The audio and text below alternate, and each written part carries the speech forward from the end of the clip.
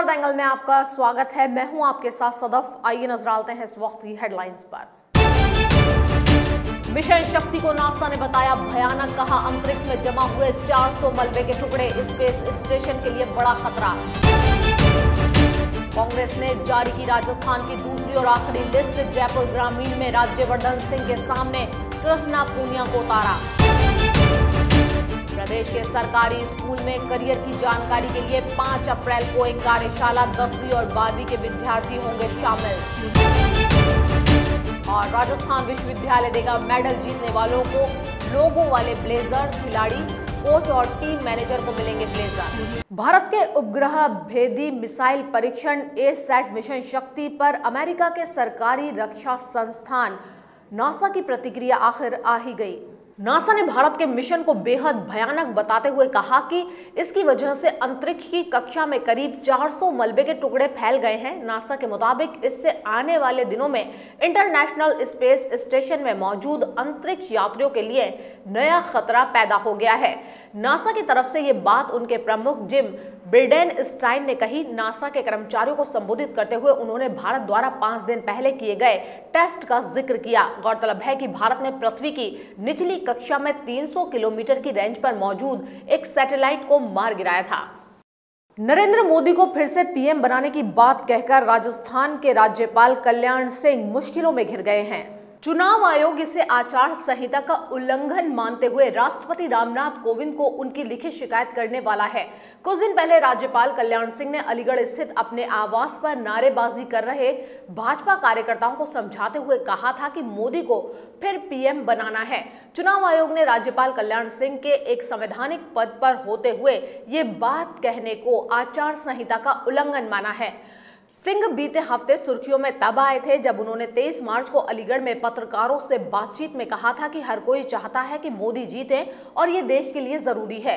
उन्होंने कहा था, हम सभी लोग भाजपा के कार्यकर्ता हैं और इस नाते से हम जरूर चाहेंगे कि भाजपा विजयी हो। सब चाहेंगे कि एक बार फिर से केंद्र में मोदी जी प्रधानमंत्री बने। मोदी जी का प्रधानमंत्री बनना इस देश के लिए आवश्यक है, समाज के लिए आवश्यक है। कल्याण के मोदी को पीएम बनाने की बात कहने वाले वीडियो सोशल मीडिया पर भी तेजी से वायरल हुए थे। एयर स्ट्राइक के बाद तिलमिलाया पाकिस्तान अब तक भारतीय वायु सीमा में प्रवेश को नकार रहा है। हालांकि उसने पहली बार ऐसे संकेत दिए हैं कि 27 फरवरी को भारतीय वायुसेना के साथ संघर्ष में पाक ने F-16 लड़ाकू विमान का इस्तेमाल किया था। पाकिस्तान ने एक बार फिर से सेल्फ डिफेंस का हवाला देते हुए कुछ भी और सब कुछ करने के अधिकार का तर्क दोहराया है। पाकिस्तानी सेना के प्रवक्ता मेजर जनरल आसिफ गफूर ने इससे संबंधित एक बयान जारी किया है। गफूर से जब भारत के बार 27 फरवरी को पाकिस्तानी F-16 विमान को मार गिराए जाने के बाबत पूछा गया तो उन्होंने ऐसे संकेत दिए। हालांकि पाक सेना के प्रवक्ता ने खुलकर स्वीकार नहीं किया कि विमान F-16 ही था।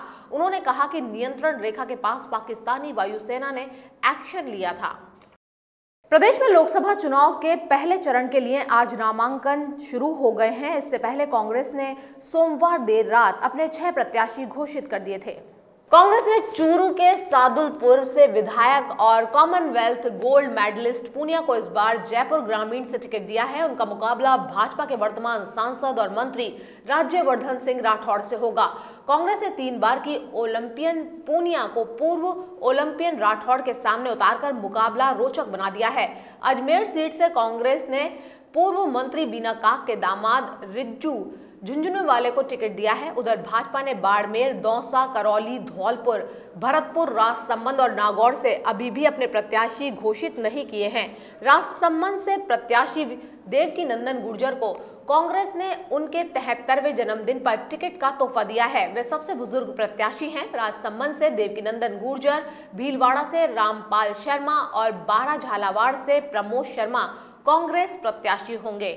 भरतपुर के बाद अब धौलपुर में भी टिकट नहीं मिलने से नाराज कांग्रेसियों ने प्रत्याशी चयन पर सवाल खड़े किए हैं। कांग्रेस ने संजय जाटव को प्रत्याशी बनाया है। इस पर बैरवा समाज के लोगों ने नाराजगी जताई है और प्रत्याशी को बदलने की मांग की है। इस विरोध को बसड़ी विधायक खिलाड़ी लाल बैरवा लीड कर रहे हैं। विधायक बैरवा के नेतृत्व में लोगों ने मुख्यमंत्री अशोक गहलोत से जयपुर में मुलाकात की, जहां विधायक बैरवा ने मुख्यमंत्री गहलोत के समक्ष विरोध दर्ज कराते हुए कहा कि कांग्रेस पार्टी द्वारा प्रदेश में बैरवा समाज की उपेक्षा की गई है। विधायक बैरवा ने करौली धौलपुर लोकसभा सीट से प्रत्याशी बदलने की मांग मुख्यमंत्री से की है। विधायक बैरवा ने कहा कि समाज कांग्रेस पार्टी के निर्णय से आहत है। पार्टी द्वारा समाज की बात को तवज्जो नहीं दी जाती है, तो समाज जो निर्णय करेगा मैं उसके साथ रहूंगा। यदि समाज के पदाधिकारी विधायक पद से इस्तीफा देने के लिए कहेंगे तो मैं इस्तीफा भी दे दूंगा। ओलंपिक हो या कॉमनवेल्थ गेम्स, जब खिलाड़ी देश के नाम का लोगो लगा ब्लेजर पहनकर जाते हैं तो उनका जोश दुगना हो जाता है।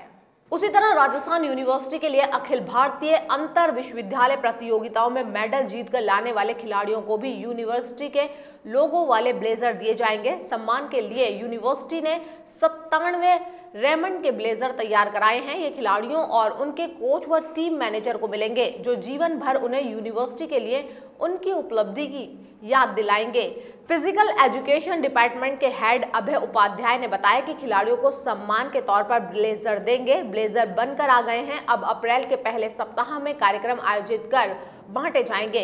यूनिवर्सिटी ने 97 नीले रंग के रेमंड के ब्लेजर बनवाए हैं। इनकी जेब पर पीले रंग का लोगो है, जिस पर ऊपर राजस्थान यूनिवर्सिटी लिखा है, फिर यूनिवर्सिटी का लोगो और नीचे प्रतियोगिता का नाम लिखा है। राजीव गांधी करियर पोर्टल से जुड़ी जानकारी उपलब्ध कराने के लिए 5 अप्रैल को प्रदेश के सभी सरकारी स्कूलों में एक दिन की कार्यशाला का आयोजन किया जाएगा। इसमें 10वीं और 12वीं की बोर्ड परीक्षा देने वाले विद्यार्थी शामिल हो सकेंगे। पिछले दिनों शिक्षा राज्य मंत्री गोविंद सिंह डोटासरा ने इस पोर्टल का उद्घाटन किया था। राजस्थान स्कूल शिक्षा परिषद के आयुक्त प्रदीप कुमार बोहरड़ की ओर से जारी आदेश में कहा गया है कि 10वीं और 12वीं के विद्यार्थियों के लिए 5 अप्रैल को सुबह 10:15 से प्रत्येक राजकीय माध्यमिक और उच्च माध्यमिक स्कूल में एक अमुखीकरण कार्यक्रम होगा। विशेषज्ञों की ओर से पोर्टल को ऑनलाइन खोलने और लॉगिन करने से जुड़ी जानकारी दी जाएगी। इस पोर्टल पर कक्षा 9 से 12वीं के विद्यार्थी 200 से अधिक वोकेशनल, 237 से अधिक प्रोफेशनल करियर के बारे में जानकारियां प्राप्त कर सकते हैं।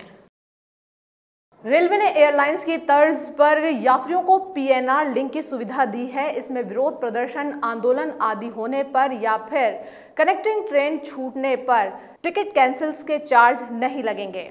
यह सुविधा 1 अप्रैल से शुरू हो गई है। इसका फायदा लेने के लिए यात्रियों को रिजर्वेशन के समय PNR लिंक कराना होगा। इस सुविधा को इस तरह से भी समझा जा सकता है, अगर जयपुर से पूना जा रहे हैं लेकिन जयपुर से सीधी ट्रेन नहीं होने के कारण एक टिकट जयपुर मुंबई का और एक मुंबई पूना का लिया है, रेलवे इन दोनों टिकटों के PNR नंबर को लिंक करेगा। ऐसे में ट्रेन लेट हो जाती है, जिस कारण पूना जाने वाली ट्रेन छूट जाती है, तो पूना से मुंबई का टिकट कैंसिल कराने पर पूरा रिफंड मिलेगा। हालांकि इसके लिए पहली ट्रेन के वास्तविक आगमन प्रस्थान समय के 3 घंटे में ticket reservation booking head TC कार्यालय में जमा कराना होगा। इस सुविधा का लाभ ई टिकट और काउंटर टिकट धारकों को AC में ऑफलाइन और ऑनलाइन मोड में दिया जाएगा। प्रदेश में गर्मी को देखते हुए जिला कार्यक्रम समन्वयक EGS एवं जिला कलेक्टर को महात्मा गांधी नरेगा का समय अपने स्तर पर निर्धारित करने के लिए निर्देशित किया गया है।